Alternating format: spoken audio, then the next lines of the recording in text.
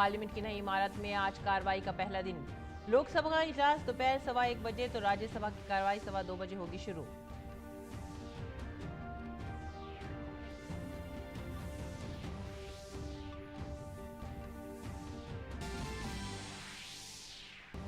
Parliament की पुरानी इमारत के मरकजी हॉल में आज सुबह अरकान पार्लियामेंट का होगा फोटो सेशन। खुसूसी इजलास के पहले दिन 75 साल पार्लिमानी सफर पर हुई बहस। वजीर आजम ने कहा, तमाम खदशात के दरमियान भारतीय जमहूरियत बनी अवामी एतमाद और तरक्की का मरकज।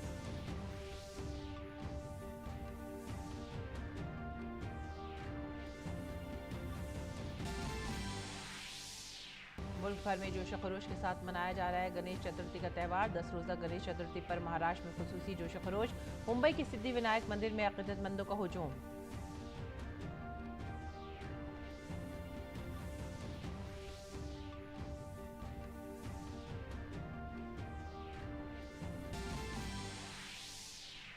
भारत के पहले शमसी मिशन का एक और बड़ा कदम। सूरज के मुताले के लिए 15 लाख किलोमीटर के सफर पर निकला आदित्य L1। 110 दिन में पहुंचने की है उम्मीद।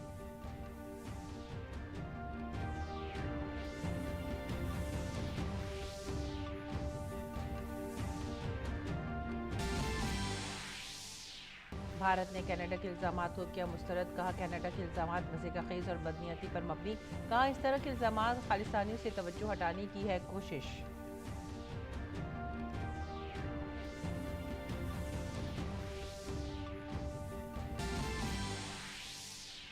पेरू में दर्दनाक सड़क हादसा। 24 अफराद की मौत, 35 जख्मी। बस के 200 मीटर गहरी खाई में गिरने से पेश आया हादसा।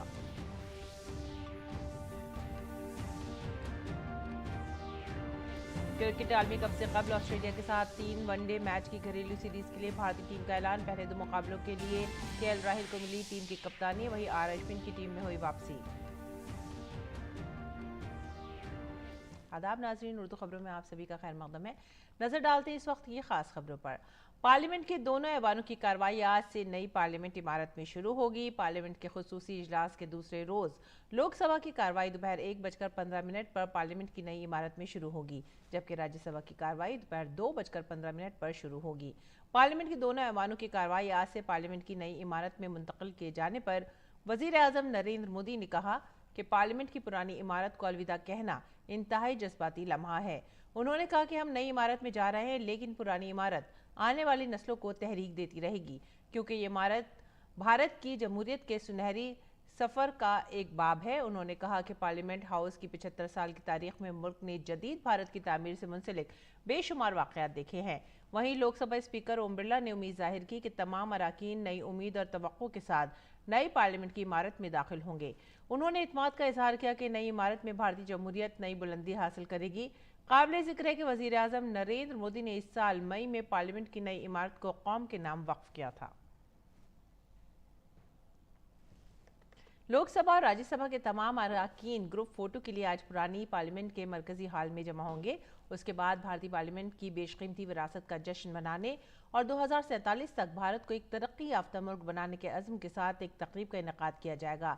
इससे कबल खुसूसी इजलास के पहले दिन पार्लियामेंट के 75 साल सफर पर कल बहस हुई। वजीर आजम नरेंद्र मोदी ने कहा कि तमाम खदशात के दरमियान भारतीय जमहूरियत अवामी एतमाद और तरक्की का मरकज बनी हुई है। वजीर आजम ने कहा कि मुजाहिदीन आज़ादी और अजीम रहनुमाओं के ताउन को याद करते हुए कहा कि उन्होंने अपनी क़यादत में मुल्क को नई सिमत दी।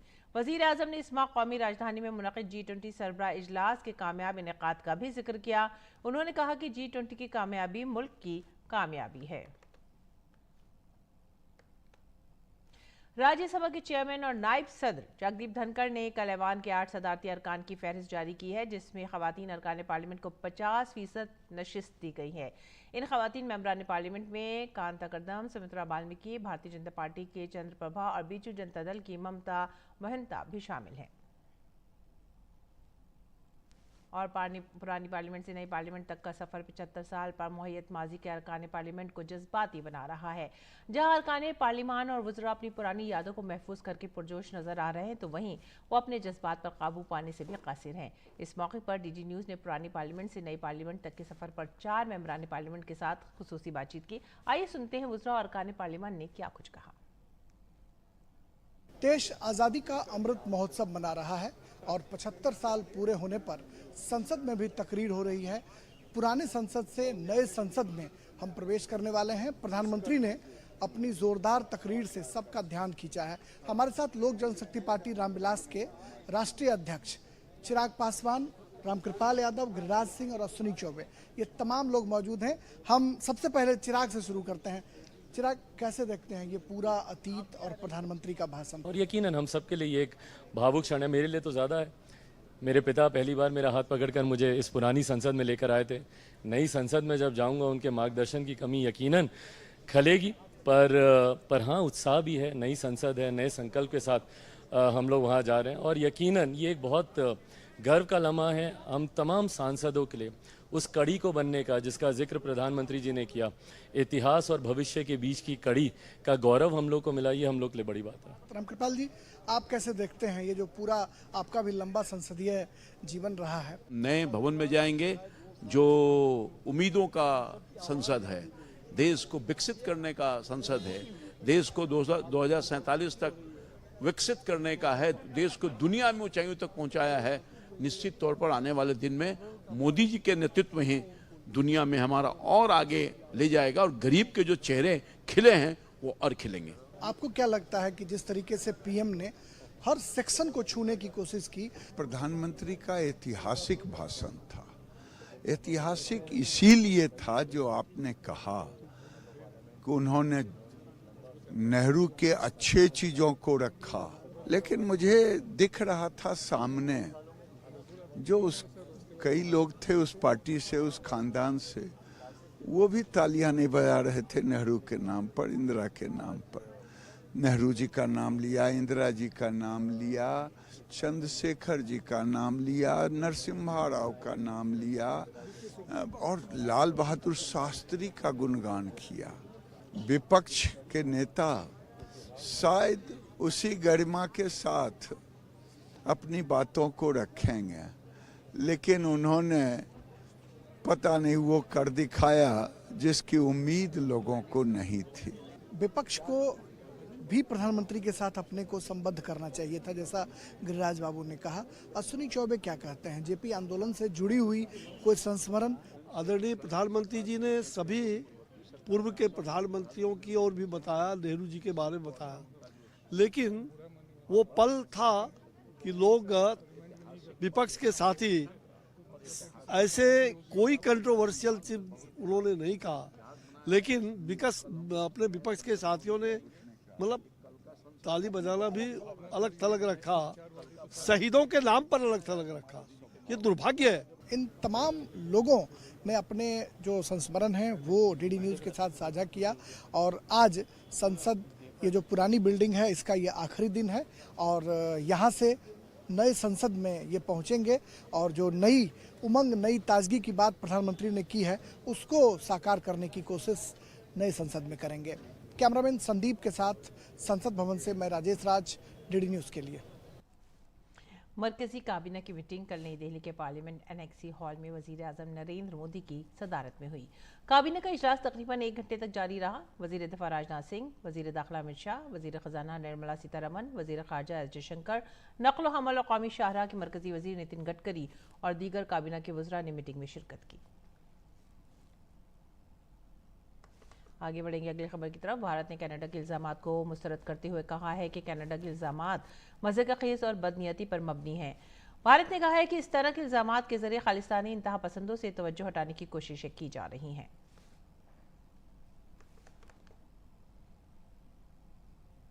और सुप्रीम कोर्ट ने महाराष्ट्र असेंबली के स्पीकर को हिदायत दी है कि वो 1 हफ्ते के अंदर कुछ अराकीन का नाअहली से मुतालिक दरख्वास्तों पर फैसला लेने की मुद्दत मुकर्रर करें। दरख्वास्तें वजीर आला एकनाथ शिंदे और शिवसेना के कुछ अराकीन असेंबली के खिलाफ दायर की गई हैं, जिन्होंने जून 2022 में नई हुकूमत बनाने के लिए बीजेपी के साथ इत्तेहाद किया था। इसी सिलसिले में अदालत ने अपने 11 मई के फैसले का हवाला दिया, जिसमें असेंबली के स्पीकर को हिदायत की गई थी कि वो नाअहली की दरख्वास्तों का मुनासिब वक्त में फैसला करें। अदालत ने कहा कि स्पीकर को सुप्रीम कोर्ट के वक़ार का एहतराम करना होगा और उसके फैसले पर अमल भी करना होगा।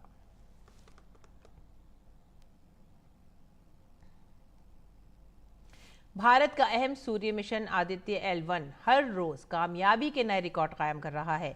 भारतीय खलाई तहकीक के इदारे इसरो ने बताया कि आदित्य L1 ने trans Lagrangian insertion point manoeuvre को कामयाबी से मुकम्मल कर लिया है। अब खलाई गाड़ी ऐसी जगह पहुंच गई है जहां से ये सूरज के L1 पॉइंट की तरफ अपना रुख तय करेगी। गाड़ी को 110 दिन के बाद एक अमल के जरिए 1L के गिर्द मदार में रखा जाएगा। इसरो ने यह भी कहा है कि लगातार 5वां मौका है कि इसरो ने कामयाबी के साथ किसी चीज़ को खला में किसी मखसूस मकाम की तरफ मुंतकिल किया है। नाज़रीन, आज गणेश चतुर्थी का त्यौहार है। पूरे मुल्क में जोश खरोश के साथ इसे मनाया जा रहा है। ये दिन भगवान गणेश की यौम पैदाइश के तौर पर मनाया जाता है, जो इल्म, खुशहाली और खुशकिस्मती की अलामत है। लोग अपने घरों में मिट्टी से बने भगवान गणेश की मूर्तियां नस्ब करते हैं और 10 दिन तक जारी इस त्यौहार के दौरान उनकी पूजा करते हैं। गणेश चतुर्थी महाराष्ट्र का एक बड़ा त्यौहार है, जहाँ हर बरस लोग इसे पूरे जोश खरोश और धूमधाम से मनाते हैं। और सदर जमहूरियत द्रौपदी मुर्मू ने गणेश चतुर्थी के मौके पर अपने पैगाम में कहा है कि गणेश चतुर्थी के मुबारक मौके पर मैं भारत में और बैरून मुल्क रहने वाले तमाम भारतीयों को मुबारकबाद पेश करती हूँ और नेक ख्वाहिशात का इजहार करती हूँ। इल्म, अक़ल और खुशहाली के भगवान श्री गणेश की यौम पैदाइश के तौर पर मनाया जाने वाला गणेश चतुर्थी का त्यौहार जोश, वलवले, खुशी और मुसरत का त्यौहार है। यह त्यौहार हमें ज़िंदगी में नर्म मिजाजी, हम आहंगी और भाईचारे को फ़रोग़ देने की तरगीब देता है। दुआ है कि भगवान श्री गणेश हमारी राह में हायल रुकावटों को दूर करने में मदद दें, ताकि हम एक तरक्की याफ्ता मुल्क की तामीर में ताउन के लिए मुसलसल आगे बढ़ते रहें।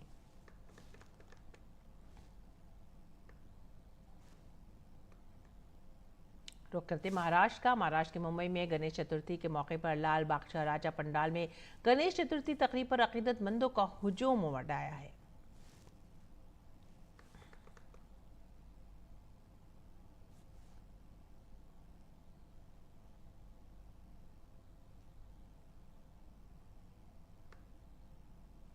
और मुंबई के खेतवाड़ी में महाराष्ट्र का सबसे बड़ा 45 फीट का गणेश मुजस्समा बनाया गया है। खेतवाड़ी सार्वजनिक गणेश उत्सव मंडल के सदर ने बताया कि 45 फीट का ये मुजस्समा हर साल हम मुजस्समे की ऊंचाई में इजाफा करते रहते हैं। महाराष्ट्र में सबसे ऊंचा मुजस्समा इस बार बनाया गया है खेतवाड़ी में। और पूरी ओडिशा में इस मौके पर रेत के फनकार सुदर्शन पट्टायक ने गणेश चतुर्थी पर खास आलमी अमन के पैगाम के साथ स्टील के प्याले से भगवान गणेश का रेत का मुजस्समा बनाया है।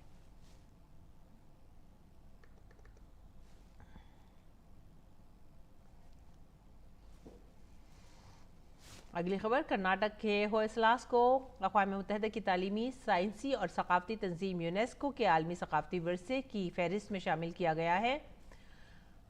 होयसलास ग्रुप में कर्नाटक के बेलूर, हलेबीड और सोमनाथपुरा के होयसलास मंदिर वगैरह शामिल हैं। वज़ीर आज़म नरेंद्र मोदी ने इसे भारत के लिए एक फ़ख्र का लम्हा करार दिया है। वज़ीर आज़म मोदी ने एक्स पर एक पोस्ट में कहा कि भारत के लिए और भी फ़ख्र की बात है कि इसकी शानदार यादगारों को यूनेस्को के आलमी सकाफती विरसे की फहरिस्त में शामिल किया गया है। होयसलास मंदिर की लाजवाल खूबसूरती और तफसीलात भारत के शानदार सकाफती विरसे का सबूत हैं।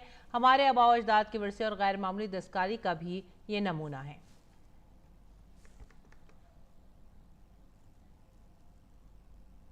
अपूर्वा चंद्रा, सेक्रेटरी इत्तलात व नशरियात की वजारत ने कल शास्त्री भवन में भारत की G20 चेयरमैनशिप पर पीपल्स G20 के उन्वान से एक ई बुक की रस्मी इजरा की। किताब का इजरा वजारत इत्तलात व नशरियात और PIB के सीनियर हुकाम की मौजूदगी में किया गया। ये किताब 3 जिल्दों में भारत की G20 सदारत की मुकम्मल तफसील पर मुश्तमिल है। पहला हिस्सा 9-10 सितंबर 2023 को नई दिल्ली में मुनक़्क़िद होने वाली G20 सरबराह इजलास से मुतालिक है। दूसरा हिस्सा शेरपा फाइनेंस ट्रैक के तहत मुनक़्क़िदा मुख्तलिफ वर्किंग ग्रुप मीटिंग की तफसीलात फराहम करता है।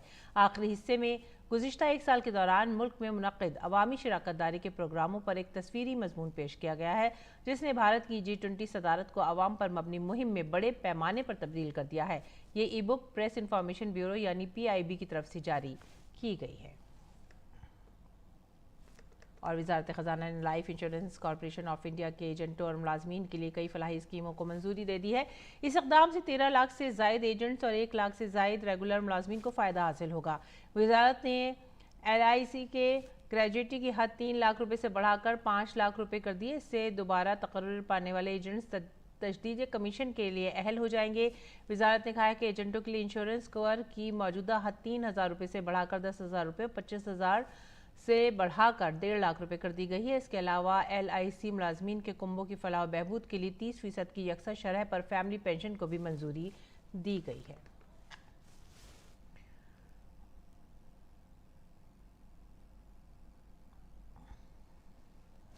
और आइए अब नजर डालते हैं मौसम के हाल पर। मुल्क के मुख्तलिफ हिस्सों में बारिश का सिलसिला जारी है। गुजरात से शुमाल मशरक़ी भारत तक बारिश का सिलसिला है। महकमा मौसमियात ने ओडिशा गुजरात में शदीद बारिश का अलर्ट भी जारी किया है और पेशन गोई की है कि गुजरात के कच्छ और सौराष्ट्र इलाकों में आज भी मूसलाधार बारिश जारी रहेगी। काबिल जिक्र है कि महकमा मौसमियात ने पंचमहल, दाहोद, खेड़ा, अरावली, महिसागर, बनासकांठा और साबरकांठा अजला में रेड अलर्ट जारी किया है। बुध को नशेबी हिमालय, मगरबी बंगाल और सिक्किम में कई मकामात पर मूसलाधार बारिश हो सकती है। महकमा मौसमियात ने कहा है कि जनूबी भारत में हल्की से दरमियानी बारिश मुतवक्को है और ओडिशा में मूसलाधार बारिश का इम्कान है। नेज़ बुध से मशरक़ी भारत में बारिश और तूफान का एक नया दौर शुरू हो सकता है। दिल्ली में एनसीसी के तालिब इल्म कैडेट्स के लिए आर्मी अटैचमेंट कैंप का इनेकाद किया गया है। दिल्ली डायरेक्टरेट की 361 गर्ल कैडेट्स को 18 मद्रास रेजिमेंट के साथ मुंसलिक किया गया। ये जानते हैं कि एनसीसी के तलबा कैडेट्स का ये कैंप कैसा रहा, इस खुसूसी रिपोर्ट में। ये नेशनल कैडेट कोर यानी एनसीसी के दिल्ली डायरेक्टरेट के वो तलबा कैडेट्स हैं जिन्हें एक दिल्ली गर्ल्स बटालियन के तहत मुंतखब किया गया और फिलहाल 18 मद्रास रेजिमेंट में ये तरबियत हासिल कर रही हैं। जी हाँ, इन कैडेट्स को आर्मी अटैचमेंट कैंप के लिए दिल्ली में 18 मद्रास के साथ मुंसलिक किया गया है, जहां उन्हें खुसूसी तरबियत दी जा रही है। मद्रास रेजिमेंट साल 1750 में शुरू हुई और हिंदुस्तानी फौज की ये सबसे कदीम रेजिमेंट है। ये एक आर्मी अटैचमेंट कैंप है। इसमें दिल्ली यूनिवर्सिटी के 361 कैडेट्स पार्टिसिपेट कर रहे हैं जो अलग अलग दिल्ली यूनिवर्सिटी के कॉलेजेस से हैं। ये 18 मद्रास रेजिमेंट के साथ अटैच किया गया है और इसमें आर्मी की रूटीन, आर्मी की different activities, infantry, weapons, section battle drill, camouflage, ये सारी एक्टिविटीज़ बच्चों को दिखाई जाती हैं और बच्चे एक आर्मी रूटीन फॉलो करने की कोशिश करते हैं और इससे बच्चे के अंदर एक जज्बा आता है, वो मोटिवेट होते हैं join the Indian army armed forces. यहाँ तलबा कैडेट्स को न सिर्फ 18 मद्रास के ऑफिसरों और सिपाहियों के तजुर्बात जानने का मौका मिल रहा है, बल्कि ये कैडेट्स 18 मद्रास के साथ साथ तरबियत हासिल करते हुए एक पुरजोश जिंदगी भी गुजार रहे हैं। इस कैंप में आकर उन्होंने ये भी अच्छी तरह से सीखा है कि रुकावटों को किस तरह से उबूर किया जाता है। यहाँ इन कैडेट्स को फौज की तरह खुसूसी तरबियत दी जा रही है। चैलेंजिंग टास्क अंजाम देते हुए इन तलबा कैडेट्स के हौसले और भी बुलंद देखे जा रहे हैं। भारतीय सेना में कैसे जिया जाता है, कैसे उन्हें ट्रेनिंग मिलती है, इसका नमूना देखने को मिल रहा है देश की राजधानी दिल्ली में, जहां वन दिल्ली गर्ल्स बटालियन का आर्मी अटैचमेंट कैंप चल रहा है। आप बताइए क्या सीखने को मिल रहा है आपको कैंप में? सर बहुत कुछ सीखने को मिल रहा है, आर्मी लाइफ सीखने को मिल रही है और आज आर्मी अटैचमेंट के डे 7 पे हमने ऑब्स्टिकल ट्रेनिंग सीखी है। आज हमने ऑब्स्टिकल किया, बर्मा ब्रिज, रोप ऑब्स्टिकल किया, ये सारे ऑब्स्टिकल्स हमें सीखने को मिल रहे हैं। प्रॉपर आर्मी लाइफ हम जी रहे हैं यहाँ पे। आर्मी अटैचमेंट में सर सबसे पहले टाइम मैनेजमेंट सीखने को जा रहे हैं। एक फिक्स शेड्यूल से उठना, एक फिक्स शेड्यूल से अपना सारा काम करना, फिर एक फिक्स शेड्यूल से सोना। जैसा कि पुराने समय से कहते आ रहे हैं कि इंसानों को सुबह जल्दी उठना चाहिए, हालांकि आजकल के लोग वो चीज़ भूल चुके हैं, लेकिन हम कैडेट शायद ये चीज़ आज भी कैरी फॉरवर्ड करके लेकर जा रहे हैं। बाधाएं बहुत ज़्यादा होती हैं, बावजूद इसके आपका जो हौसला होता है कितना बुलंद होता है और आर्मी अटैचमेंट ने आपको कितना सिखाया है? सर जितना आर्मी अटैचमेंट ने अब तक सिखाया है वो तो मैं शब्दों में नहीं बयां कर सकती। और बात बाधाओं की, आज भी हमने बाधाएं ही पार की हैं। ऑब्स्टेकल ट्रेनिंग तो इतना कुछ सीखने को मिला, इतना एडवेंचरस लाइफ जीने को मिला, हमें आर्मी वाली लाइफ जीने को मिली। हमारी जो कैंप चल रहा है 18 मद्रास के साथ, हमें उन जैसा कैसे वो सुबह उठते हैं, कैसे क्या करते हैं, हमें वो सब सीखने को मिला। कैडेट काफ़ी उत्साहित हैं, उत्साहित इसलिए हैं क्योंकि इन्हें 18 मद्रास रेजिमेंट के साथ जीवन जीने का मौका मिल रहा है। वो कैसी ज़िंदगी जीते हैं वो इनको सीखने को मिल रहा है, कैसे भारतीय सेना में प्रशिक्षण दिया जाता है, वो तमाम बातें ये कैडेट यहाँ सीख कर जा रहे हैं। कैमरामैन आरके और श्रीनिवास के साथ गिरीश निशाना, डीडी न्यूज, दिल्ली। और अब नजर डालते हैं आलमी खबरों पर। पेरू में सड़क हादसे में 24 अफराद हलाक हो गए हैं। पेरू के जुनूब मशरक़ी इलाके हांकावेलिकम में मुसाफिरों से भरी एक बस हादसे का शिकार हुई, जबकि इस हादसे में 35 अफराद जख्मी भी हुए हैं। एक पुलिस ऑफिसर ने बताया कि हादसा सुबह के वक्त पेश आया। मुसाफिरों को लेकर ये बस इस इलाके के लिए रवाना हुई थी। इसी दौरान बस हादसे का शिकार हो गई और 200 मीटर गहरी खाई में जा गिरी। और अमरीकी बहरिया का जंगी तैयारा F-35 हादसे के बाद अचानक लापता हो गया है। जंगी तैयारे से F-35 के लापता होने की वजूहात का अभी तक पता नहीं चल सका है। अमरीकी हुक्काम जंगी तैयारी की तलाश में मसरूफ़ हैं। लाखों डॉलर मालियत की लापता तैयारी की तलाश में आवाम से मदद की अपील भी की गई है। नेस लापता तैयारी को तलाश करने में अमरीकी बहरिया मसरूफ़ है। इसके अलावा इमरजेंसी रिस्पांस टीमों को जंगी तैयारी की तलाश के लिए तैनात किया गया है। इस बीच यूक्रेन के सदर व्लादिमीर ज़ेलेंस्की अक़वाम मुत्तहिदा की जनरल असेंबली के सालाना इजलास में शिरकत के लिए कल न्यूयॉर्क पहुंचे। रूस यूक्रेन जंग के आगाज़ के बाद ये पहला मौका है कि ज़ेलेंस्की अक़वाम मुत्तहिदा की जनरल असेंबली के 193वें रुकनी इजलास में शिरकत के लिए अमरीका पहुंचे। न्यूयॉर्क पहुंचते ज़ेलेंस्की एयरपोर्ट से सीधा स्टेटन आइलैंड के अस्पताल गए, जहाँ जंग में शदीद ज़ख्मी यूक्रेनी फ़ौजियों का इलाज किया जा रहा है। जनरल असेंबली के इजलास के बाद ज़ेलेंस्की वाशिंगटन पहुंचेंगे और अमरीकी सदर जो बाइडन से मुलाकात करेंगे। ज़ेलेंस्की इस दौरे के दौरान अमरीकी फ़ौजी आला हुक्काम से भी मुलाकात कर सकते हैं। अमरीकी दौरे पर जाने वाले इस्राएली वज़ीर आज़म नेतन्याहू को शदीद मुखालफत का सामना करना पड़ा। मुजाहिरीन ने कैलिफोर्निया में टेस्ला के सरबराह एलन मस्क के साथ मुलाकात के दौरान नेतन्याहू के खिलाफ एक रैली का एहतमाम करके अपना एहतजाज दर्ज कराया। मुजाहिरे में शामिल लोगों ने नेतन्याहू पर जमहूरियत के साथ खिलवाड़ करने का इल्ज़ाम भी लगाया। काबिल ज़िक्र है कि मुजाहिरीन नेतन्याहू पर ज़ाती मफादात के लिए इसराइली कानून पर असरअंदाज होने की कोशिश करने का इल्ज़ाम लगा रहे हैं।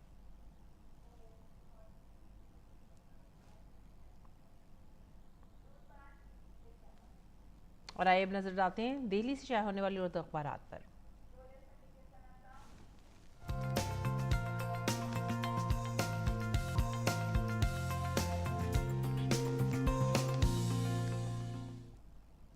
नाज़रीन, उर्दू अखबारात के जायज़े में जो पहली सुर्खी हम ले रहे हैं वो है इनकलाब से, और ये all India Muslim personal law board से मुतालिक है।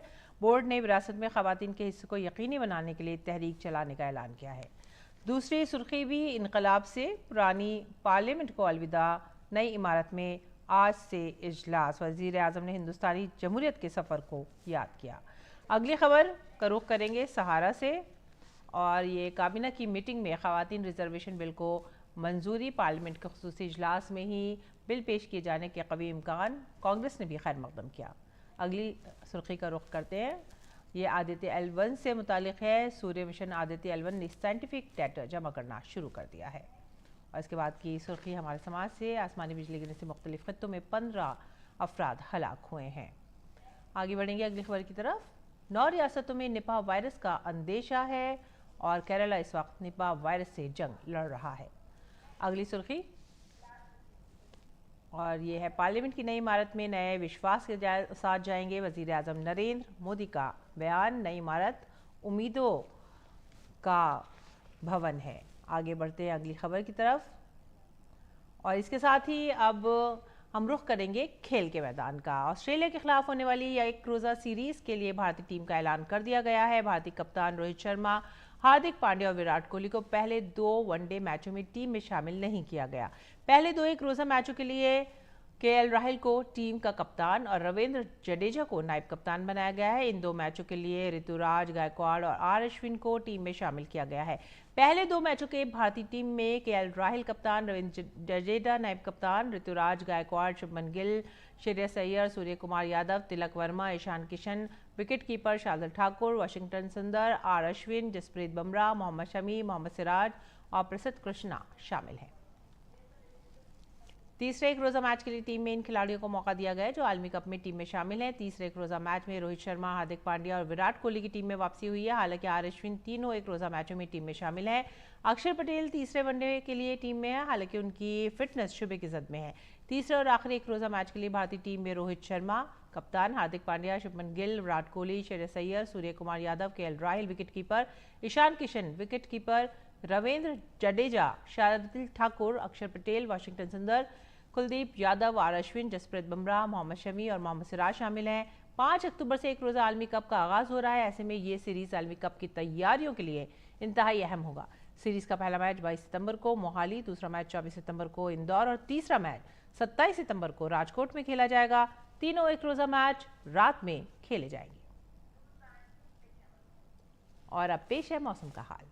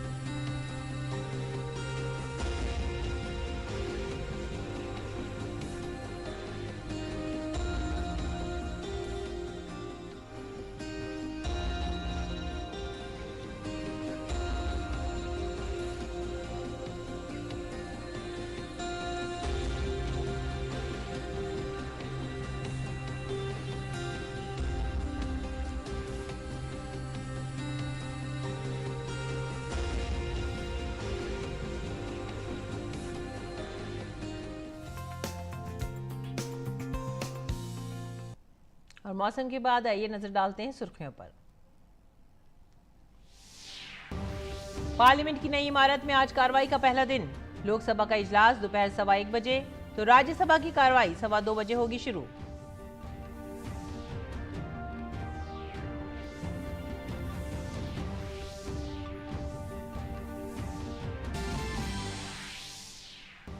पार्लियामेंट की पुरानी इमारत के मरकजी हॉल में आज सुबह अरकान पार्लियामेंट का होगा फोटो सेशन। खुसूसी इजलास के पहले दिन 75 साल पार्लिमानी सफर पर हुई बहस। वजीर आजम ने कहा, तमाम खदशात के दरमियान भारतीय जमहूरियत बनी अवामी इत्मीनान और तरक्की का मरकज।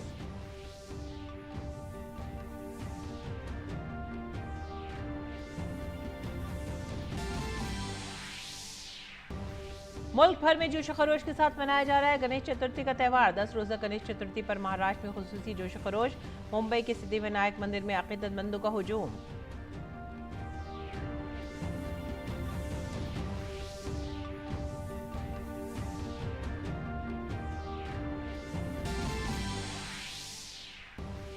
भारत के पहले शमसी मिशन का एक और बड़ा कदम। सूरज के मुताले के लिए 15 लाख किलोमीटर के सफर पर निकला आदित्य L1।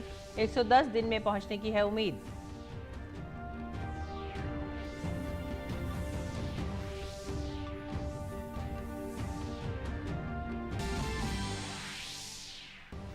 भारत ने कनाडा के इल्जामात को किया मुस्तरद। कहा, कनाडा के इल्जामात मजे का खेज और बदनीयती पर मबनी। कहा, इस तरह के इल्जामात खालिस्तानियों से तवज्जो हटाने की है कोशिश।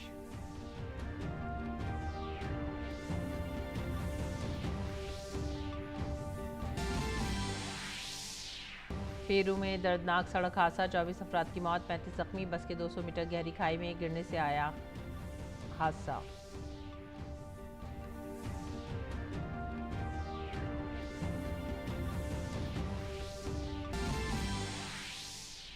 क्रिकेट आलमी कप से कबल ऑस्ट्रेलिया के साथ 3 वनडे मैच की घरेलू सीरीज के लिए भारतीय टीम का ऐलान। पहले 2 मुकाबलों के लिए KL राहुल को मिली टीम की कप्तानी, वहीं R अश्विन की टीम में हुई है वापसी।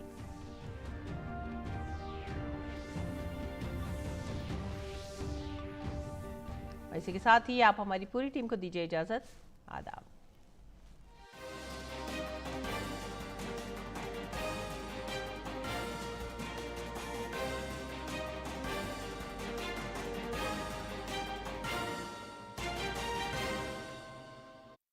डैड, आप रिश्ता पक्का कर